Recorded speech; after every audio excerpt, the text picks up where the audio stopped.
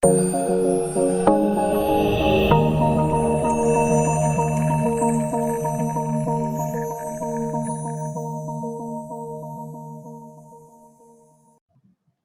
bismillah. Assalamualaikum warahmatullahi wabarakatuh. Salam sehat untuk kita semua. Ketemu lagi kita di video kali ini atau di materi kita kali ini ya, berkaitan tentang mata kuliah pengantar strategi manajemen ya. Ini melanjutkan dari materi kita sebelumnya ya, atau dari video-video kita sebelumnya berkaitan tentang materi pengantar strategi manajemen kita.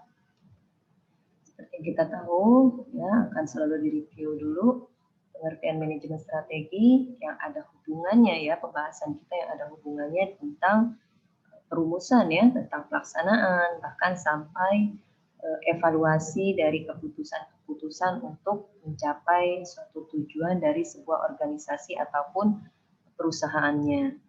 Oke, sebelumnya kita sudah membahas tentang modelnya, sekarang kita lanjutkan materi kita ya, tentang formulasi strategi analisis di situasi ya. Nah, poin pertama di sini adalah evaluasi bagi manajer ya, terutama dalam strategi ya, atau manajer strategi. Jadi dengan adanya sebuah evaluasi ini merupakan suatu upaya ya untuk mencapai tujuan akhir dalam sebuah organisasi, karena dia merupakan bagian dari suatu proses ya. Dengan adanya evaluasi maka di situ akan ada proses ya. Jadi diperlukanlah upaya evaluasi dalam strategi seorang manajernya ya. Jadi di sini adalah yang perlu dilakukan adalah upaya apa ya. Jadi yang perlu dilakukan adalah upaya dalam penerapan dari perumusan misinya ya, seperti apa visi misinya di awal itu, seperti apa dalam tahap perencanaan ya. Jadi dalam penerapannya adalah perumusan misi yang harus diterapkan terutama ya, sesuai dengan visinya. Kemudian penetapan daripada tujuan ya, yang dikenal juga dengan istilah sasaran kita ya. Sasarannya apa gitu ya, baik jangka panjang ya, kemudian baik jangka sedang dan juga jangka pendek.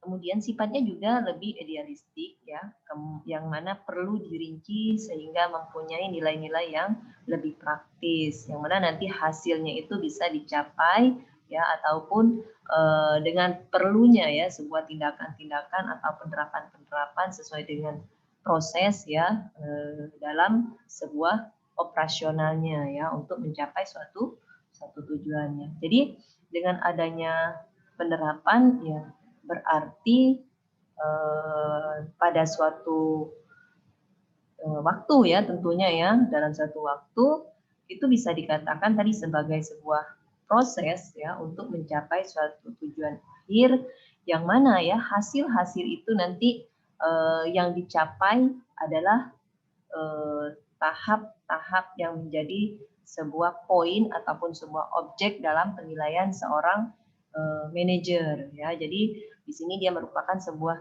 katakanlah ya, sebuah instrumen yang dapat digunakan untuk melakukan penilaian ya. Bisa saja berupa dengan instrumen yang bisa dipakai tentunya ya dalam melakukan pengawasan ataupun dalam melakukan evaluasi ya. Jadi di sini salah satu bentuk evaluasinya ya kurang lebih dengan adanya penerapan dari perumusan visi misi dan lain sebagainya ya, yang untuk menentukan ya jangka waktu tadi ya, baik jangka panjangnya, jangka sedangnya, bahkan jangka pendek.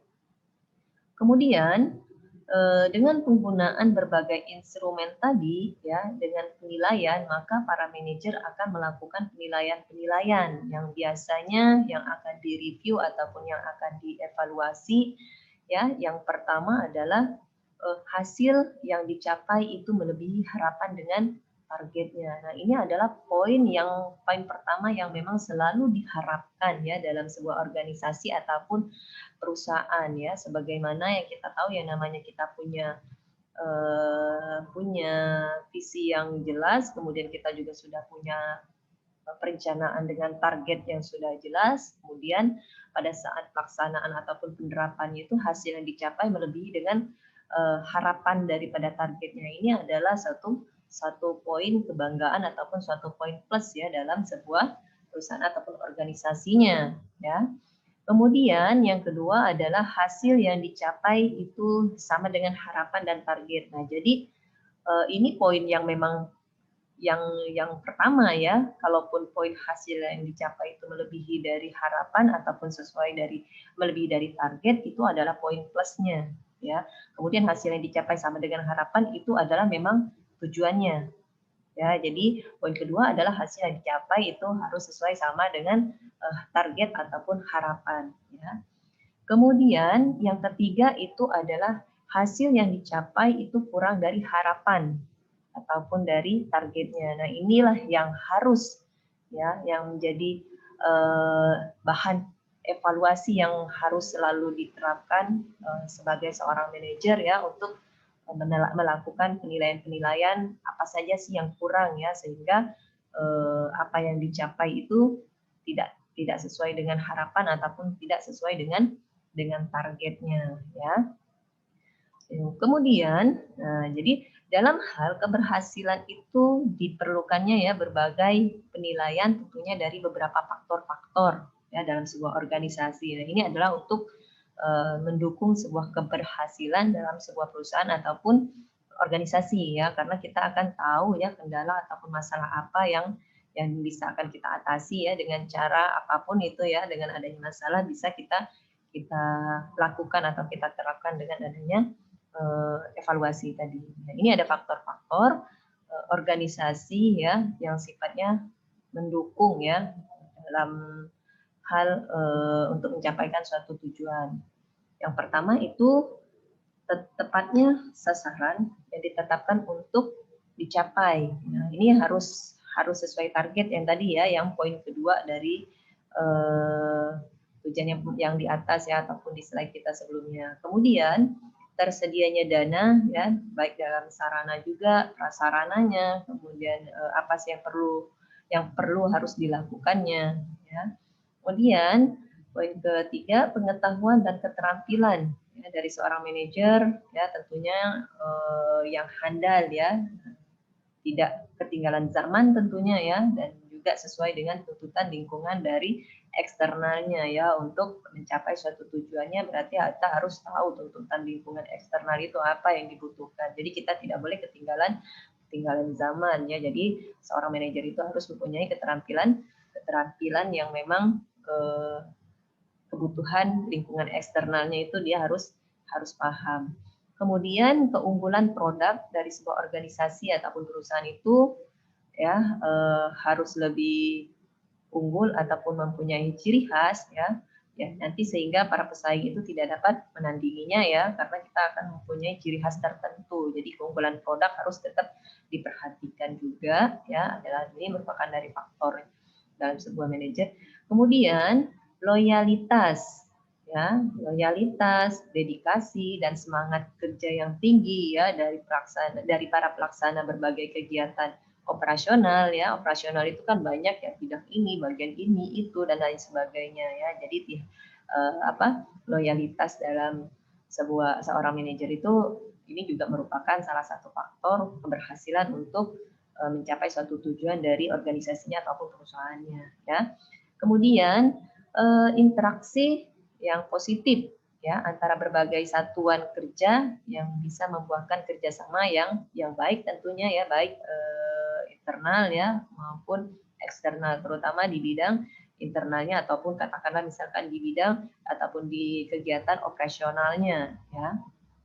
Dan terakhir tepatnya rincian strategi baik bidang fungsional dan juga operasional yang bisa dikaitkan dengan ya tadi ya tujuan misinya ya, tujuan visi misinya ya, sehingga nanti akan menghasilkan sasaran kita apa ya. Jadi sebagai sarana jangka panjang dan juga strategi induk dalam sebuah organisasi yang bisa kita lihat adalah ya tepat sasaran ya dari rincian strategi baik yang tadi baik fungsional maupun operasional. Oke, jadi untuk materi kita kali ini dalam manajernya ya strategi manajernya dalam tahap evaluasi bisa dilihat dari beberapa faktor tadi. Oke, jadi materi kita kali ini saya rasa cukup dulu. Nanti kita lanjutkan di kelas Zoom kita ya, dan kita lanjutkan di video berikutnya ya. Akhir kata saya ucapkan terima kasih ya. Assalamualaikum warahmatullahi wabarakatuh.